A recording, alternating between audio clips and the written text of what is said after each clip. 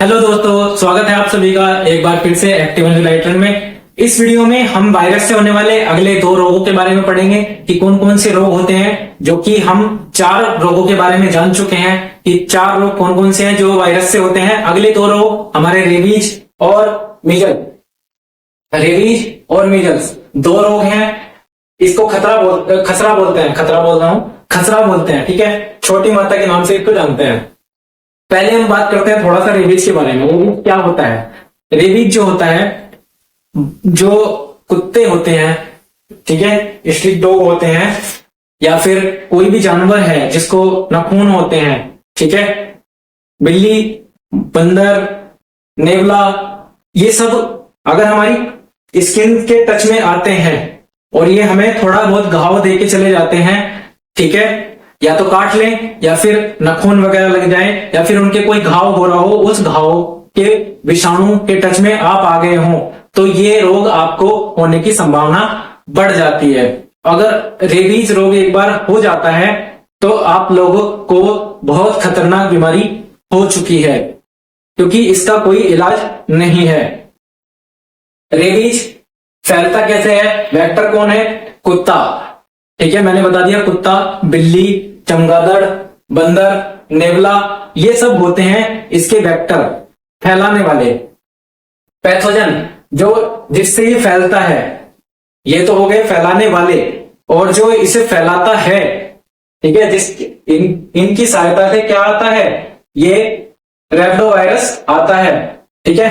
रेब्डो बोल सकते हैं। ये रेब्डो वायरस जो होता है ये आता है और ये रेब्डो परिवार से संबंध रखता है। यह एक जीन है, जीन का हिस्सा है, जिसे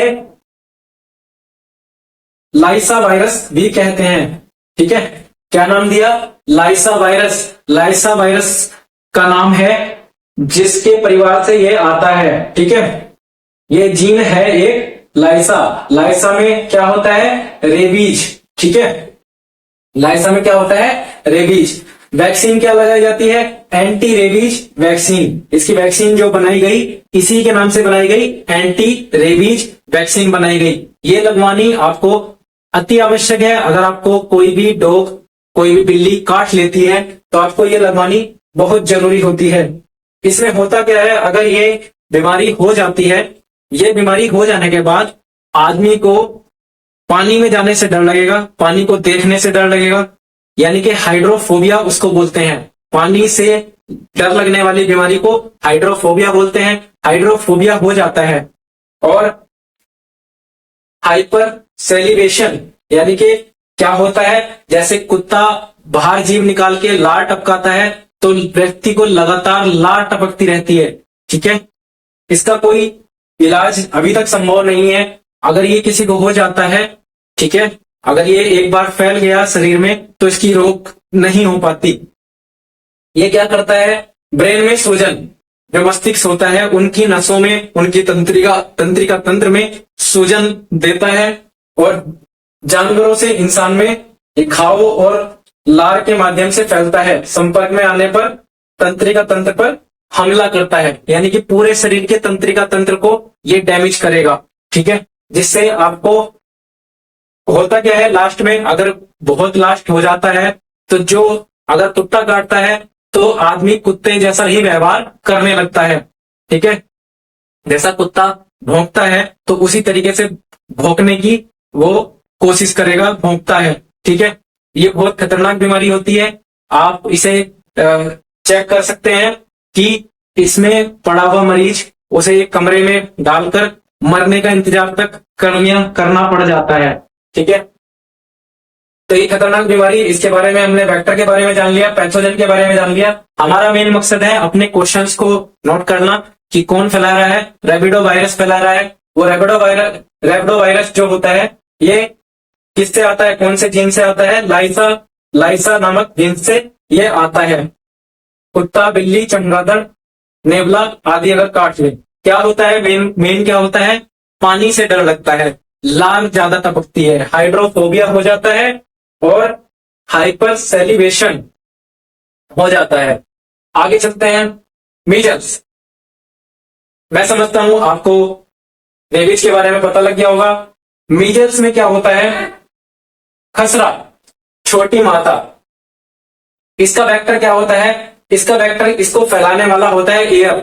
ये हवा के माध्यम से फैलता है और मनुष्य से मनुष्य में फैलता है, यानी कि हाईली कम्युनिकेबल डिसीज होती है। ये हाईली कम्युनिकेबल डिसीज इसको बोलते हैं, मानव से मानव में फैलेगा। क्वेश्चन बनता है मीजल्स कैसे फैलता है? तो मानव से मानव में फैलता है। रेबीज कैसे फैलता है? जानवरों से इंसानों में फैलता है। ऐसे करके आपको नोट रखनी है चीजें। वेक्टर एयर हो गया। पैथोजन, पैथोजन कौन है? रूबेला वायरस या मीजल वायरस भी, दोनों इसी में आते हैं। ठीक है, मीजल वायरस भी बोल सकते हो, रूबेला वायरस भी इसको फैलाता है। ठीक है, स्किन पर क्या होता है? इंस्पेक्शन होता है स्किन पर। और आपने थंबनेल के फोटो में देख लिया होगा कि स्किन पर मैंने दाने दाने लाल वाले करके दिखाए हैं। तो छोटी माता कई रूप में आपको स्मॉल पॉक्स जिसको बोलते हैं, वहां पे भी छोटी माता ही बोल देते हैं, चेचक बोलते हैं। तो ये एक जैसे से नाम हिंदी में होते हैं, लेकिन इंग्लिश में इसकी बीमारी के नाम अलग अलग हैं।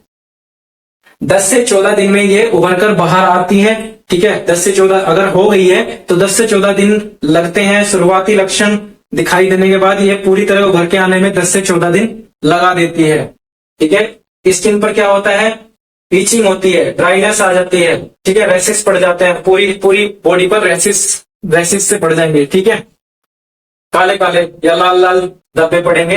वैक्सीन कौन सी लगाई जाती है? MMR। वैक्सीन का नाम है MMR। जैसे यहां पर एंटी रेबीज वैक्सीन लगाई जा रही थी, और यहां पर MMR वैक्सीन। MMR में फुल फॉर्म होती है मीजल्स, मम्प्स और रूबेला। तीन, इसको ट्रिपल एंटीजन बोलते हैं। क्या बोलते हैं? Triple antigen. नोट करते चलना, एक एक पॉइंट इंपॉर्टेंट बताता हूं। लाल चकत्ते पड़ते हैं, दाने पड़ जाते हैं, और रेस्पिरेटरी सिस्टम डैमेज होता है। रेस्पिरेटरी सिस्टम यानी कि सांस लेने वाला जो हमारा तंत्र है, रेस्पिरेटरी सिस्टम, सांस लेने वाला जितना भी हिस्सा है उसको ये प्रभावित करता है। कोशिश यही है कि विषाणु से होने वाले सारे जो भी रोग हैं उनको दो दो करके एक एक वीडियो में समझाया जाए, जैसे जीवाणु को समझाया। ठीक है, और अगर कुछ समझ में ना आया हो तो आप कमेंट करिए, मैं बताऊंगा अगली वीडियो में। अगले दो रोगों के साथ, वायरस से होने वाले अगले 2 रोगों के साथ अगली वीडियो में मिलते हैं। तब तक के लिए नमस्कार। अगर वीडियो अच्छा लगे तो लाइक करें, शेयर करें, सब्सक्राइब करें, और चैनल से जुड़कर अपनी स्टडी को अच्छा बनाएं। नमस्कार।